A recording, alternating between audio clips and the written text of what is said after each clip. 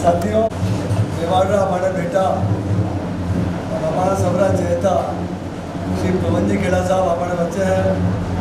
काले आप हवाई जहाज बजारिया एक कांग्रेस की मीटिंग लोगों मल्लो जुल्लो रामा शामा आप किलो थोड़ा बंद करना है। भाग्य की बात यह है कि पवनजी खेड़ा साहब पिछला 30-35 सालों हमारे दिल्ली में दिल्ली के पूर्व मुख्यमंत्री शीला दीक्षित जी लारे आप ओवैसी यादव का हमारा अखिल भारतीय कांग्रेस मीडिया विभाग का अध्यक्ष है। आप लोगों की प्रारंभिक शिक्षा उदयपुर में हुई, स्कूल एजुकेशन कॉलेज एजुकेशन आप उदयपुर में की दो। उदयपुर जितना भी धरना प्रदर्शन गिराओ रोड के इशू पे भी आओ, IIT के मामला में भी आओ, मानसी वाकल योजना के माध्यम भी आओ, वहाँ में आप बढ़ चढ़ने हिस्सों लीधो। पवन खेड़ा साहब 15 साल तक शीला दीक्षित जी ला रहे ओवैसी रहा और जितना भी आपने उदयपुर में जो समस्या ही चाहे आपने ग्रेनाइट की हो, चाहे आपने हिंदुस्तान जिंक की समस्या हो, चाहे RSM की समस्या हो, चाहे पानी की समस्या हो, वन में आप बढ़ चढ़ने हिस्सों लीधो। सबको ज़्यादा आपकी अच्छी बात यह लगी कि उदयपुर का कोई भी भाई बहन परिवार सदस्य आपने कभी टेलीफोन में बातें की, दिल्ली में बात की थी, एडमिशन की बात की थी हो, हॉस्पिटल की बात की थी हो, कहीं भी दिल्ली की समस्या हो तो पवनजी खेड़ा साहब उनमें बढ़ चढ़ने हिस्सों लीधो। तो मैं भाई आप खेड़ा साहब के बच्चे ज़्यादा नहीं सोचो, पवन खेड़ा साहब आप लोगों को बात करेगा, चर्चा करेगा, उसके बाद रखो डबो हवाई एकदम 1 बजे हवाई जहाज दिल्ली जाएगा। दिल्ली में आपके पास पूरी जिम्मेदारी है। आप सोनिया गांधी जी, राहुल जी, प्रियंका जी और हमारे राष्ट्रीय अध्यक्ष जो है कांग्रेस का खड़गे साहब, उन्होंने आप आँखना कान है अपने मेवाड़ी में नहीं कहा, यार अध्यक्ष सही है लेकिन मेवाड़ी में क्या कहा अपने आँखना कान है। मैं चाहूँगा आदरणीय पवनजी खेड़ा साहब हमारे उदयपुर पत्रकार साथ बच्चे हमारे दिल की बात और कांग्रेस की बात करें। आदरणीय पवनजी खेड़ा साहब, अंकित भाई, फतेह सिंह जी और आप सब मेरे मीडिया के साथी, चुनाव की घड़ी बहुत करीब आ रही है और कोई भी जिम्मेदार सरकार में जो पार्टी होती है, कोई भी ऐसी जिम्मेदार पार्टी अपना धर्म समझती है कि चुनाव से पहले अपना बही खाता वोटर के सामने मीडिया के माध्यम से अपना बही खाता खोल के सामने रखे।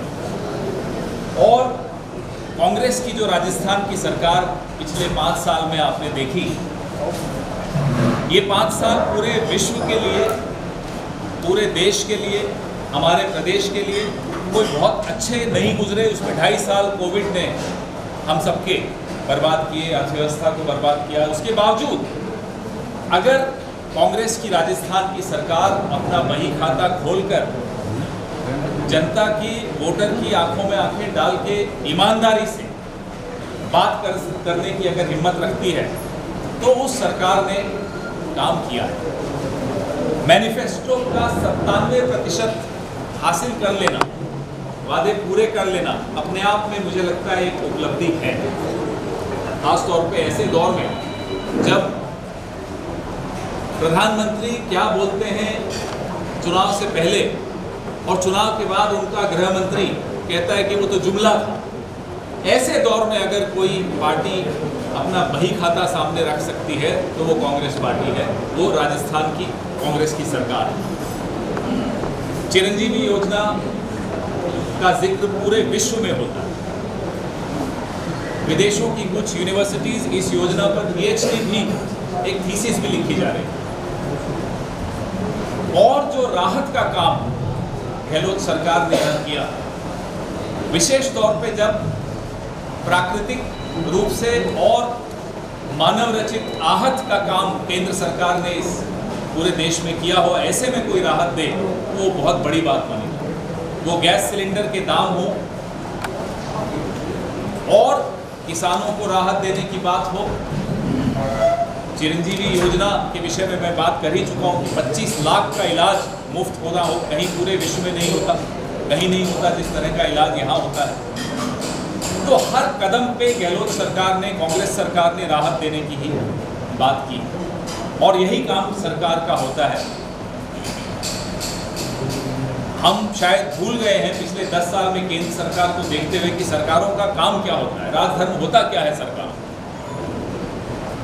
और वो स्मरण कराया कांग्रेस की राजस्थान की सरकार ने कि ये होता है राजधर्म। जब जनता मुसीबत में हो, परेशानी में हो, तो सरकारों को सामने आना पड़ता है, आना चाहिए, ये उनका राजधर्म है। इसलिए हम बड़े आत्मविश्वास के साथ फिर से वोट मांगने लोगों के बीच में आए हैं, क्योंकि हम लोगों के बीच से कभी हटे ही नहीं, बराबर बने रहे। कोविड के दौरान बने रहे, ऑक्सीजन की कमी थी तब बने रहे, गैस सिलेंडर और पेट्रोल और डीजल की जब मार हो रही थी तब बने रहे। हम जनता के बीच से कभी हटे नहीं, इसलिए आज हम जनता से वोट मांगने का अपना हक भी समझते हैं, क्योंकि हमारा और राजस्थान की प्रदेश की जनता का एक प्यार का रिश्ता है, एक अधिकार का रिश्ता है। आप लोगों के सवाल बहुत होंगे और होने भी चाहिए। हम वो छोटा भाई मोटा भाई जैसे नहीं है कि सरकार सवालों से डर जाए। हम सवाल भी लेते हैं, लगातार लेते हैं और लेंगे, जवाब भी देंगे आपको। लेकिन जो एक माहौल बनाने की कोशिश की जा रही है और खुद प्रधानमंत्री आकर इस प्रदेश में जो माहौल बिगाड़ने की कोशिश करते हैं, उसके खिलाफ मुझे लगता है हम सबको एकजुट होकर उनकी इन प्रयासों को हराना होगा कि राजस्थान का माहौल आप मत बिगाड़िए, आप सफल नहीं होंगे। लेकिन समाज को इस तरह के प्रयासों का मजबूत जवाब भी देना चाहिए। ऐसा कभी इस देश के 75 साल के इतिहास में नहीं हुआ कि स्वयं प्रधानमंत्री समाज को बांटने की एक मुहिम छेड़कर निकले। राजस्थान इस मुहिम को हराए। आपके सवाल। मुख्यमंत्री कुछ मान चुके हैं कि विधायकों के प्रति नाराजगी है। राहुल गांधी राजस्थान में करीबी मुकाबला रखकर विश्वास और आत्मविश्वास हो। सर्वे हमारे कई स्तर पर चलते हैं और चल रहे हैं। जहां भी जिस विधायक के विषय में अगर रिपोर्ट आती है कि वो जीतने की स्थिति में नहीं है, तो जाहिर सी बात है हम ईमानदारी से जहां परिवर्तन करना होगा वहां करें। नेता राहुल गांधी हमेशा इस बात पर जोर देते हैं कि महिलाओं को और नौजवानों को कांग्रेस के प्रति जो निष्ठा जिनकी बहुत देखी परखी निष्ठा हो, उनको आगे लाना आवश्यक है। राजधर्म की बात की अभी, वो भी योजनाएं अभी राजस्थान सरकार में आई है, वो अंतिम साल में आई है चुनावी साल में। तो राजधर्म ये कहता है कि अंतिम जो साल है उसी समय योजनाएं। जैसा मैंने आपको कहा कि पिछले 5 साल में 2.5 साल कैसे गुजरे वो आप सबके सामने है। उस वक्त की प्राथमिकताएं जो थी, उन प्राथमिकताओं पर गहलोत सरकार खरी उतरी, और अब जब समय थोड़ा साधारण हुआ, सामान्य हुई स्थिति, तो जो राहत और देनी चाहिए थी वो दी जा रही है। और जिस तरह से ध्यान बटाने की कोशिश दिल्ली द्वारा की जाती है बार बार, आप लोगों के जरिए तो नहीं हो पाता कि आप लोग करने नहीं देते, लेकिन राष्ट्रीय मीडिया द्वारा कई बार किया जा रहा है। तो चुनावी वर्ष में कई चीज़ें करनी चाहिए ताकि लोगों की स्मरण में रहे कि इस सरकार ने काम किया। में मैंने हिस्सा कभी नहीं लिया। यहाँ के जो कार्यकर्ता हैं, मेरी अपनी निजी राय ये है, यहाँ के कार्यकर्ताओं को मौका मिलना चाहिए। ये विधानसभा चुनाव का अर्थ होता है कि गली मोहल्ले की समस्याओं का की पूरी जानकारी, मुझे वो जानकारी बात समाप्त हो जाए का कोई खास ज्ञान नहीं है। जिन्हें ज्ञान है, जो संघर्ष करते आए हैं लोगों को निजात दिलाने के लिए, उनका हक है टिकट का। लोकसभा चुनाव अलग होता है, वो एक विस्तृत चुनाव होता है। विधानसभा चुनाव में मुझे लगता है स्थानीय कार्यकर्ताओं को महत्व देना है। सर, मेरा इसमें सप्लीमेंट्री क्वेश्चन था सर कि आप, मैं अपने लिए कहूँगा, मैं औरों के लिए नहीं। आप ये कह रहे हैं, लेकिन सर दूसरे जो कैंडिडेट बाहर के 2 दावेदारी कर रहे हैं यहाँ पे, आपका कहना अलग है और वो इस तरह। मैं अपनी बात अपने नेतृत्व के सामने रखता हूँ, अपने विषय में रखता हूँ। किसी और के विषय में जब तक मुझसे सलाह नहीं मांगी जाती, मैं सलाह नहीं देता। प्रधानमंत्री और उपराष्ट्रपति के दोनों के बार दौरे हो रहे हैं, उसमें कमेंट आया था। राजस्थान एक बड़ा खूबसूरत राज्य है, जो यहाँ आता है या तो यहीं का हो जाता है या बार बार आता है। प्रधानमंत्री का स्वागत है, आए, बार बार आए। लेकिन यहाँ के माहौल को अगर बिगाड़ने की कोशिश करेंगे तो राजस्थान की जनता उन्हें माफ़ नहीं करेगी। ना केवल इस विधानसभा में सबक सिखाएगी, हो सकता है लोकसभा में और बड़ा सबक सिखाएगी। और दूसरा भी जो मुलाकात वाला ये चल रहा है कृषि का, इसमें वो किसानों की पार्टी का झूठ सबके सामने उन्होंने खर्चा किया उस विज्ञापन पे और अपने ही खर्चे के विज्ञापन पे खुद एक्सपोज हो गए। तो सचिन पायलट के लिए गहलोत जी ने कहा है वो खुद अपने आप में आला कमान है, इसके क्या मायने हैं? देखिए, पायलट साहब हमारे वरिष्ठ नेता हैं और CWC के सदस्य बने हैं। तो CWC हमारी सबसे बड़ी निर्णय लेने वाली बॉडी है कांग्रेस की, तो वो वरिष्ठ नेता है। हम सब मानते हैं कि वो हमारे आला कमान के हिस्से हैं। पर राजस्थान चुनाव में उनकी क्या भूमिका रहने वाली है? राजस्थान से बड़े नेता है तो क्यों नहीं रहेगी भूमिका, रहनी चाहिए और रहेगी, अवश्य रहेगी। आपने तमाम योजनाएं गिनाई, लेकिन अगर उससे पहले के जो इलेक्शन देखे, जब अशोक जी CM थे, तो अगली बार जब इलेक्शन हुआ तो उन्हीं का चेहरा लेके पार्टी आई थी कि अगला CM अशोक जी होगा। लेकिन पहली बार तीसरी बार के टर्म में ये हुआ है कि चेहरा कौन होगा अगला CM का, वो भी पार्टी डिसाइड नहीं कर पा रही है। क्या हमारी देखिए प्रक्रिया होती है हमारे यहाँ, हर निर्णय लेने की एक प्रक्रिया होती है। उस प्रक्रिया का मैं उस हिस्सा हूँ नहीं, तो मैं उस पर टिप्पणी करूँ और मेरे लिए उचित नहीं। मैं मीडिया देखता हूँ, आप क्यों मेरी नौकरी पर प्रश्न चिन्ह लगा रहे हैं? आप आपकी पीठ की सवाल पूछते हो ना, कांग्रेस की पीठ है आप अपनी पीठ से अलग हटकर तो सवाल नहीं पूछते, तो मैं भी अपनी पीठ पर ही जवाब देता हूँ, अपनी पीठ से अलग हटकर जवाब नहीं देता। लेकिन पार्टी से भी संबंधित समाज में जब सही वक्त आएगा आपको कई जवाब मिलेंगे। अभी वक्त है मुद्दों पर। हमारे जादूगर मुख्यमंत्री ने एक जाल फेंका और प्रधानमंत्री जी सीधा उस जाल में आकर फंस गए। मुख्यमंत्री जी ने कहा कि अगर आप जीतते हैं तो हमारी योजनाओं को बंद मत करिएगा।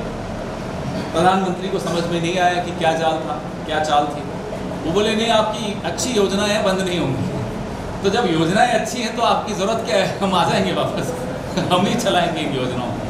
तो उस जाल में प्रधानमंत्री को, मेरे को लगता था कि समझदार व्यक्ति है, नहीं फंसना चाहिए, लेकिन शाखा में जाने वाले कितने समझदार होते हैं, मुझसे ज़्यादा आप जानते हैं। ज़्यादातर जो दरवेश हैं वो अभी तक तो पक्ष में है कांग्रेस के। क्या लगता है आपका कि क्या है, क्या नंबर हो? नंबर्स तो मेरे को नहीं मालूम, लेकिन मैं इतना आत्मविश्वास के साथ कह सकता हूँ कि 30 साल का रिकॉर्ड टूटने वाला है। सरकार फिर से कांग्रेस की राजस्थान में आने वाली है और इस चुनाव की केस स्टडीज बनेंगी पूरे देश में, ये मैं आपको दावे के साथ। मतलब क्या जरूरत आ गई कि उपराष्ट्रपति के दौरे को टारगेट करना पड़ रहा है? जरूरत क्या आ गई कि एक संवैधानिक पद का व्यक्ति राजनीति कर, उसको राजनीति करने की क्या आवश्यकता?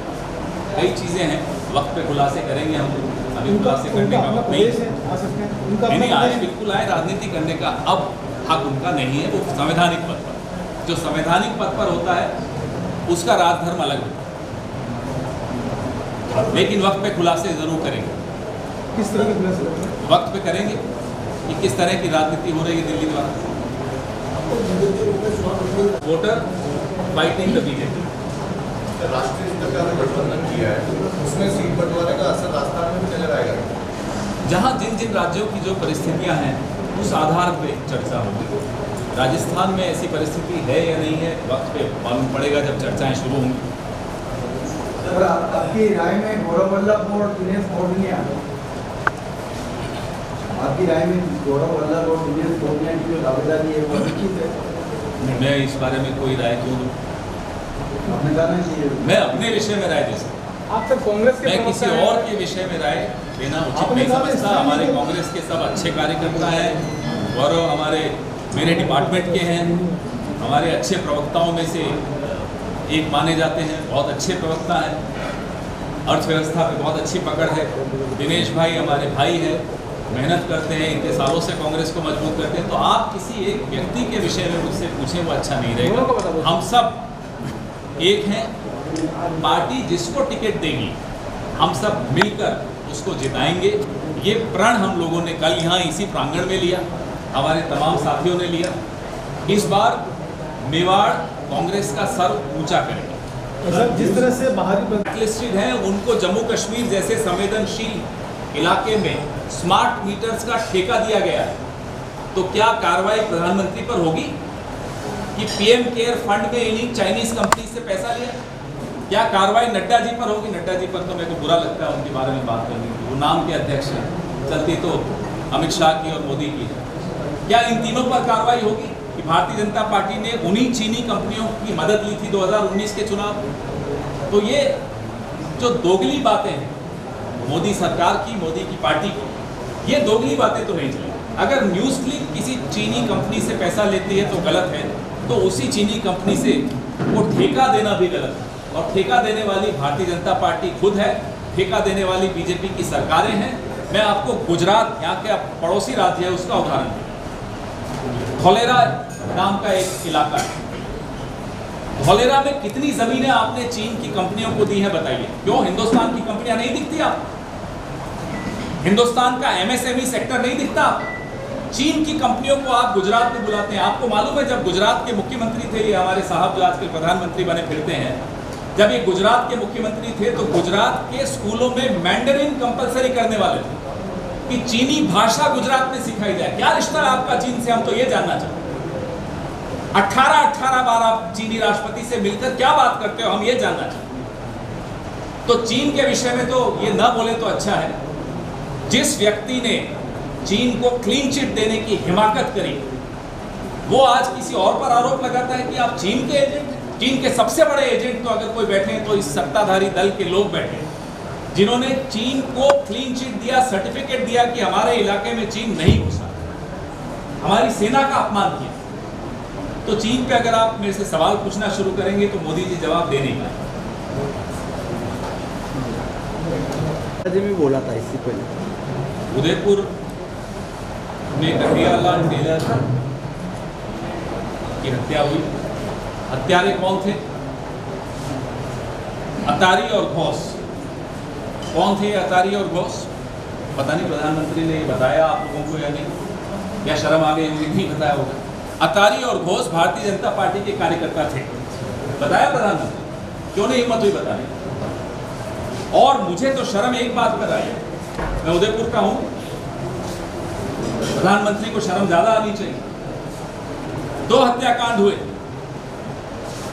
एक शंभूलाल रैगर ने किया राजसमंद में, एक अतारी और घोष ने किया उदयपुर में। शंभूलाल रैगर ने जो हत्याकांड किया उसके पक्ष में भारतीय जनता पार्टी के लोग खड़े हुए दिखाई दिए। यहीं पड़ोस में अपना झंडा लगाया, भगवा झंडा लगाने की हिमाकत करी अदालत पर। क्या अतारी और घोष के पक्ष में कोई राजनीतिक दल खड़ा हुआ दिखाई दिया आपको? मैं प्रधानमंत्री को खुली चुनौती देता हूं इसमें, माफी मांगे। क्यों उनसे, उनकी विचारधारा से संबंधित लोग एक हत्यारे के पक्ष में खड़े थे? क्या कोई मुसलमान आपको अतारी और घोष के पक्ष में खड़ा हुआ दिखा? तो ये जो छद्म हिंदू बनते हैं ना, ये संघ वाले, मैं इनको खुली चुनौती देता हूं कि जो इन्होंने शंभूलाल रैगर का पक्ष लिया, ये मेरे धर्म को अपमानित करने का प्रयास किया, मेरे प्रदेश को अपमानित करने का प्रयास किया, मेरे शहर को अपमानित करने का प्रयास किया। ये हम बर्दाश्त नहीं करेंगे। शंभूलाल भी रोक लगाई, तब कोई भी धर्म का स्वयंभू ठेकेदार बनकर सामने आए और समाज में जहर घोलने की कोशिश करे, वो हिंदू हो या मुसलमान हो, बर्दाश्त नहीं किया जाना चाहिए, नहीं किया जाएगा। ये राजधर्म होता है, संविधान से चलती हैं सरकारें। आप समाज में जहर खोलेंगे, भले आप प्रधानमंत्री हो, बर्दाश्त नहीं किया जाएगा। और अगली बार जब प्रधानमंत्री यहाँ आए तो माफी मांग कर जाए कि भारतीय जनता पार्टी के 2 कार्यकर्ता अतारी और घोष ने हत्या की कन्हैयालाल टेलर की। माफी मांग के जाए कन्हैयालाल टेलर के परिवार से और उदयपुर की जनता से, तब उनको यहाँ सुना जाएगा, नहीं तो उनको अब सुना नहीं जाएगा। राजस्थान में गिलोजी ने रोक लगाई है, उसको पूछा जा रहा है। मैं वही कह रहा हूँ, कोई भी व्यक्ति, वो हिंदू हो या मुसलमान, धर्म का दुरुपयोग करके समाज में जहर घोलेगा तो उस पर रोक लगाई जानी चाहिए और लगाई जाएगी। जय हिंद, जय मेवाड़। प्लीज मेरे YouTube चैनल को सब्सक्राइब जरूर करें। Thank you.